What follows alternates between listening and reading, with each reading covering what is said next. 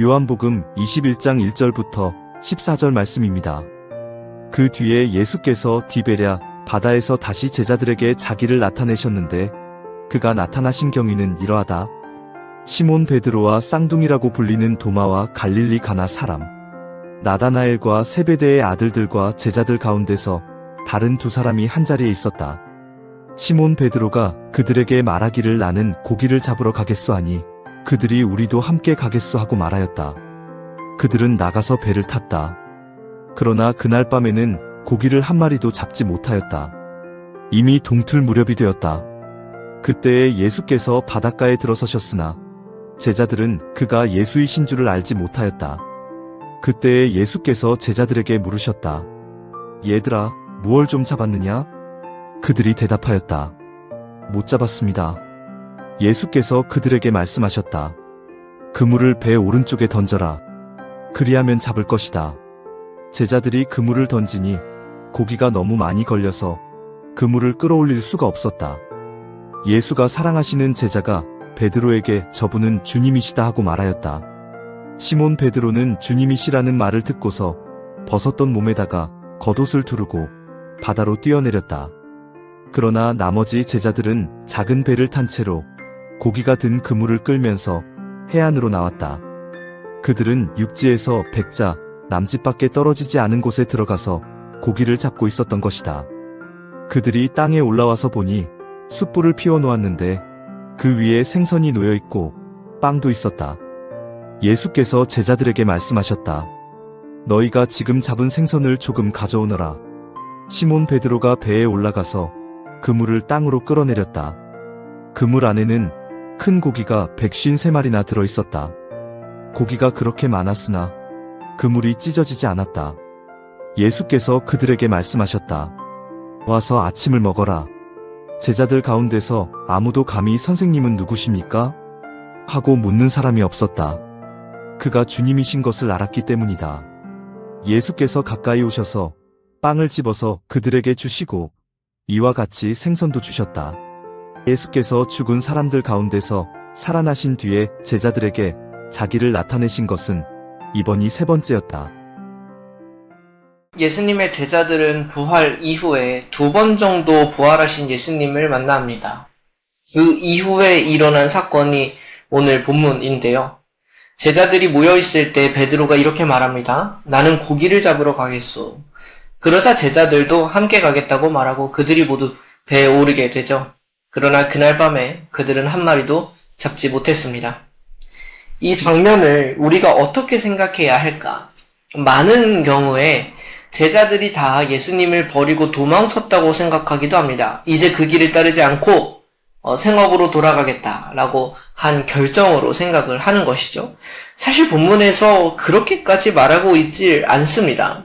이 부분에 대해 자세히 설명하지 않는 것이고요. 또한 부활하신 주님을 2번이나 만나고 기뻐했던 제자들이 얼마 지나지 않아 다시 제자도를 버리고 이전 삶으로 돌아갔다고 이해하는 것도 조금은 부자연스럽습니다.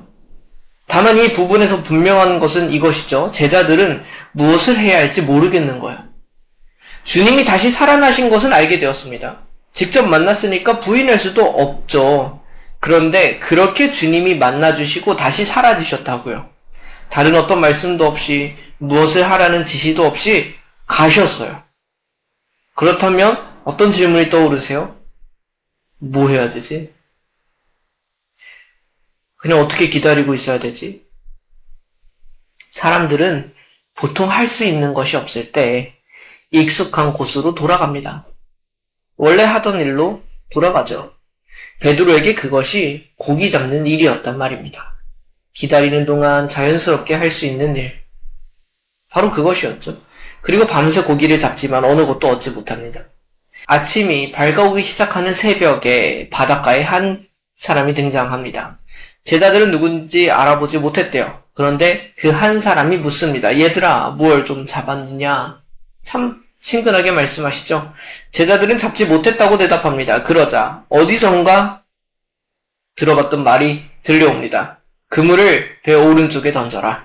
그리하면 잡을 것이다. 솔직히 배 왼쪽이랑 오른쪽이랑 무슨 차이가 있겠냐고요. 지금처럼 대단한 참치 잡는 어선도 아니고 작은 어선에 왼쪽 오른쪽이라면 2, 3m 차이도 나지 않아요. 밤새 아무것도 잡지 못한 그 자리에 다시 던지라는 말과 다를 바가 없습니다. 그런데 그물을 던져보니까 너무 많은 고기가 잡혀서 그물을 끌어올리기도 힘들었대요. 뭐가 달라졌나요? 갈릴리 호수도 그대로 있고 그물도 그대로 있고 잡는 사람도 똑같습니다. 달라진 것은 하나죠. 말씀하신 대로 던졌다는 것. 그 말씀하신 한 분이 등장했다라는 사실입니다. 그러자 요한이 먼저 알아보죠. 저분은 주님이시다. 그러자 베드로가 겉옷을 두르고 물로 뛰어드는데요. 정말 이해가 안 가요. 얼마나 되었다고 물로 뛰어들어갔을까? 성경을 보면 백자, 헬라 원문으로 보면 200규빗이라고 기록되어 있는데요. 한 규빗을 보통 40에서 50cm 정도로 잡으니까 100m 정도 되는 거리였던 셈이에요. 노를 저어 조금 가면 될 그 거리를 뛰어들어요. 제가 그 마음을 잘 알지 못하겠어요. 그러나 참 급하고 서투르고 그럼에도 주님을 향한 마음이 참 정직한 사람이었던 것 같아요. 그렇게 육지에 올라와서 그들이 본 것을 오늘 조금 더 중심적으로 다루고 싶은데 예수님께서는 숯불을 피워 놓으셨습니다. 그 위에는 생선도 있고 떡도 있었어요. 그들에게 물고기를 잡게 하셨지만 사실 예수님께서 이미 다 준비하셨던 거예요. 밤새 고생한 제자들을 위한 아침 식사가 준비되어 있었습니다. 제자들이 잡든 못 잡았든 중요하지 않았었던 거예요.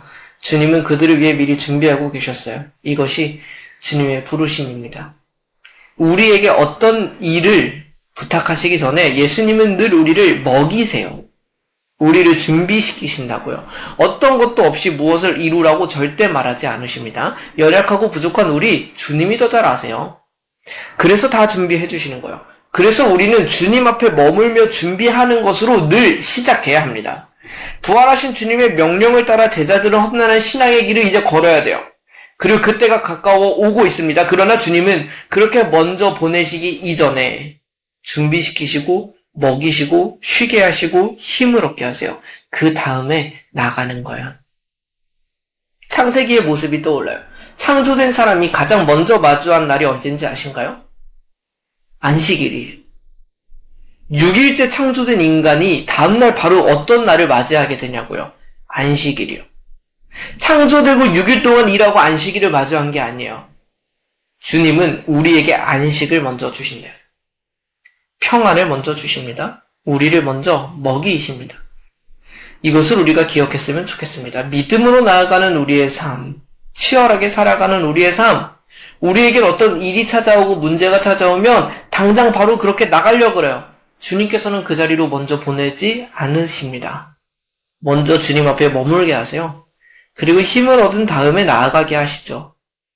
언제나 우리가 주님의 앞에 먼저 나아가 주시는 힘을 가지고 또 힘을 누리고 그 다음에 그 현장으로 나아가는 우리가 되었으면 좋겠습니다. 잠시 함께 기도합시다.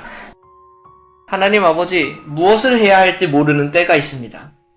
열심히는 살지만 무엇을 위해 살아야 할지 모르는 때가 있습니다.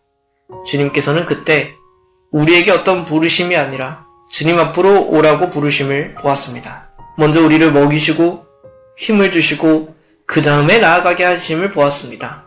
우리가 무엇을 해야 할지 고민하기 이전에, 우리가 어떻게 살아야 할지 고민하기 이전에 주님 앞에 나아가 쉼을 얻고 힘을 얻어 주님을 누린 다음에 나아갈 길을 알게 하여 주십시오. 그렇게 다시 주님을 따르게 하여 주십시오. 예수 그리스도의 이름으로 기도드립니다. 아멘.